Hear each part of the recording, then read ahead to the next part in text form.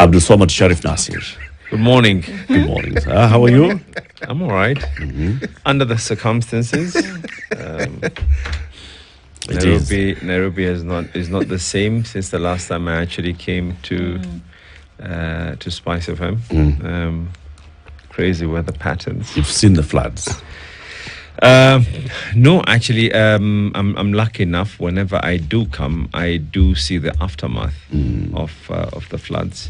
But who's to say that they have not seen what has been going on? It's all over in the news, and it's a challenge. And I think leaders are meant to be there. Leaders are there at that particular time during that challenge. I always say that whenever you face a challenge as a leader, it's because God has a reason for you to be a leader at that particular time. And to me, I prefer that reason being that I'm the person who can be able to do what needs to be done. That's the reason why God made you to be a leader at that particular moment. I feel it's not just Nairobi alone. The weather has been... it's all over the world, but right now in Kenya, we are having, in the Ukambani counties as well, Aimahiu, where you had just been reading the newspapers. Yeah.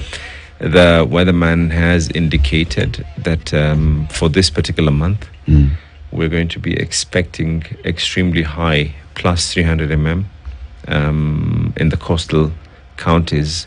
And according to that particular report, other than the Kwale area, but from Mombasa all the way up to Lamu, is going to be experiencing very, very heavy rainfall. You're here to tell us what the plans are for this and going forward. But as we begin the conversation, listen to the proverb. This week, the proverbs are from the Republic of Algeria.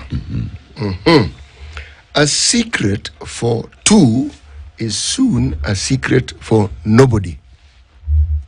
A secret for two is soon a secret for nobody. Yeah, I think what that means basically is someone is going to sell someone out. As simple as that. As simple as that. Am I right? Yeah, you are absolutely right. Someone's going to snitch. You'll be sold out at some point. A secret shared is a secret no more. Yeah, indeed. There's no secret between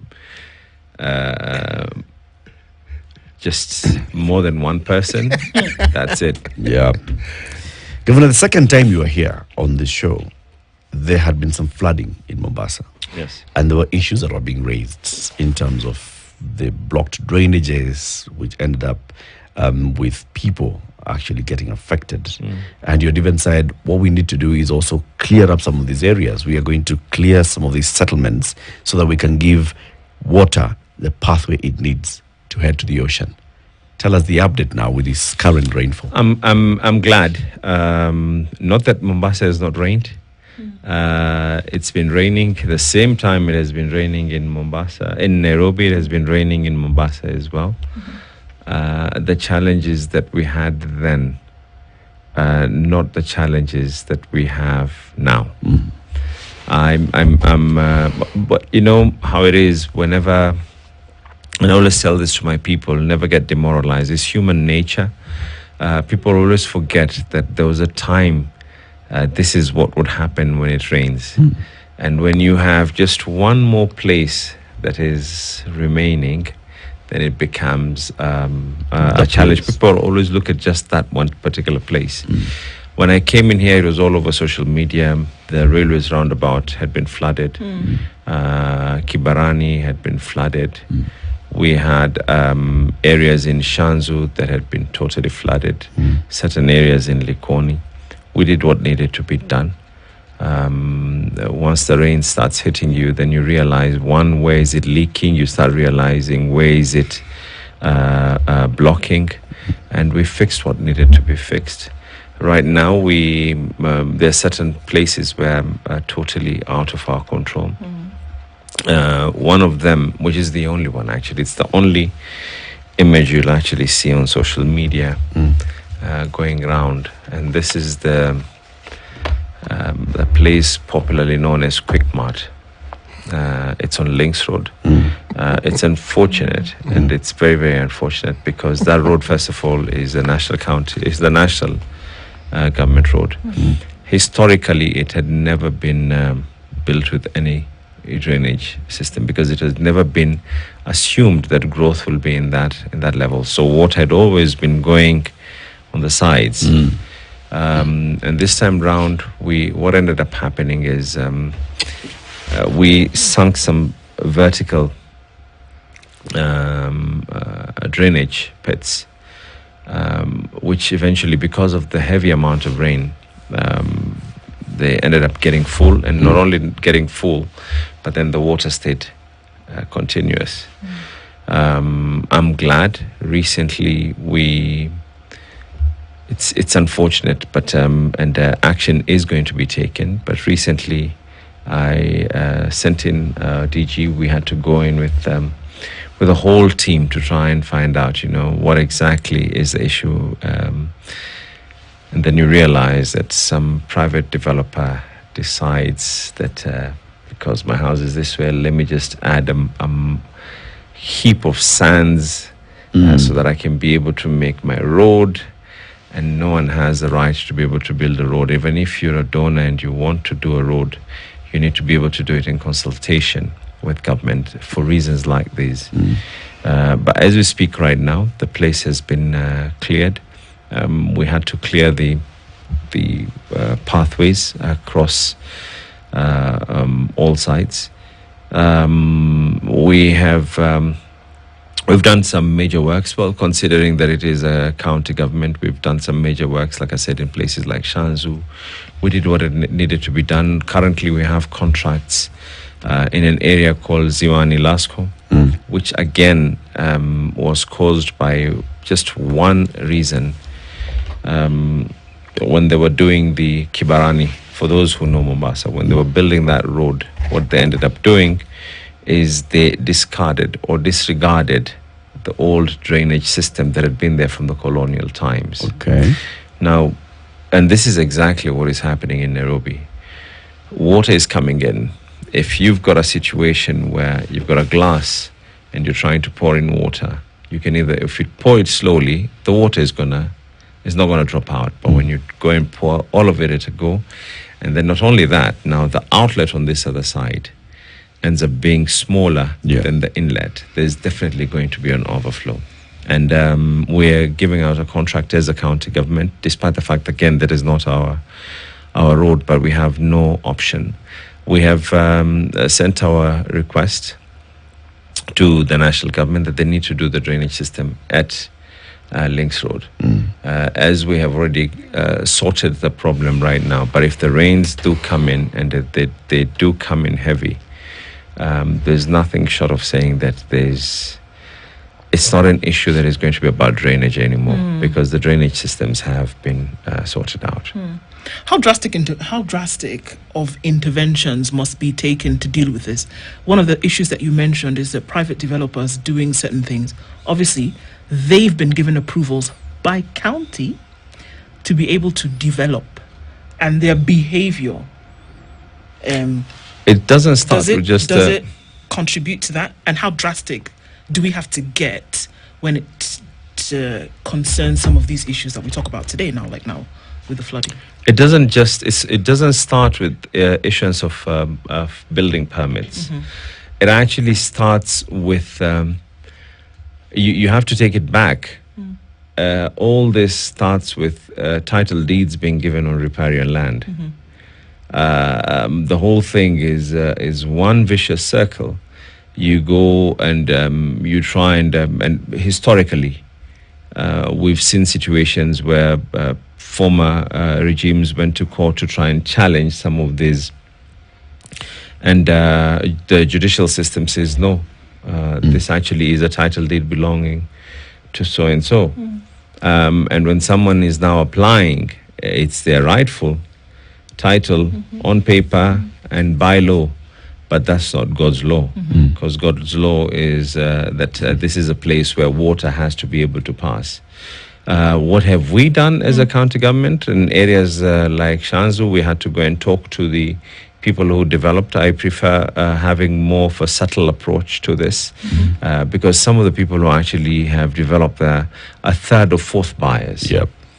It's not them who caused this problem. Yeah. It's probably two generations before, or two teams before them. And when you have a situation like that, and you look at someone, you either go there mercilessly, or you come up with a solution. And in places like Shanzu, we came up with solutions, and they understood that, look, water has to pass. We did what needed to be done. What did you do? What kind of agreements did you come up with? It's not an agreement, but we had to come up with a way where part of the land had to be able to go, so that we can put in larger culverts for water, because this thing was not going to affect everyone, and just selected people. It was going to affect everyone, and it worked. Does it mean that we need to be able to accept this? No. And right now, our teams have instructions for any riparian land right now. You might have a title deed, but you can stay with a piece of paper. Approvals will not be able to be given. It's too risky. With climate change the way it is going on, what we're doing right now is just going to mess things up even more. And we need to do what needs to be done. Right. Tough decisions, but they have to be taken. But Governor, do you know the riparian lands in Mombasa? Yes, we do. How? There's actually a whole report on it. We have a team that has done this. And even the other time when we were going through, like I said, the area of Quickmart, and a definition of what is actually riparian and what is not riparian land. Waterways, what are not the waterways. There's a whole study that we have as a county. So is this I'm not a information? geologist, so if you ask me, Is this information also with the lands registry, with the surveyors, with the water With the resources surveyors, authority, yes. with the National Environment Management Authority? Of Are all course. these agencies having the same information that you have, that this is actually riparian land, Of course. through and through? Of course. The surveyors, yes. The people from the different departments, I would assume they do, but I know that we do. I hope that they do. Yeah. But again, this is the reason why devolution needs to be able to be finalized. Right now, there's so many functions that have not been finalized to county level, including issuance, and even during my time, my life as a governor, the IGTRC did go ahead and gazette some of these functions that would have been able to clear matters, that it is, if it is land, it is the county government that is meant to be doing A, B, C. Yeah. And if that was to happen, then going forward, things will now be different, because it is now one docket that is in charge. But you can't have one part doing this, another part doing this, another part doing this, another part doing that. A classic example, which is not necessarily has anything to do with riparian land, but a classic example is the data that we have on land ownership in the county government, in any county government. I think the only one that managed to get it digitized is actually only Nairobi, and this was done during the former governments. Yeah. But there's no county government that has Digitized matching. land registry. Yes. And by the way, not to say that we've not tried. We've really, really tried to get this done. We have really, really tried. We've even posted interns at the national government offices. We've invested so much, and nothing has come through. We even wrote, and we said we want to be able, allow us.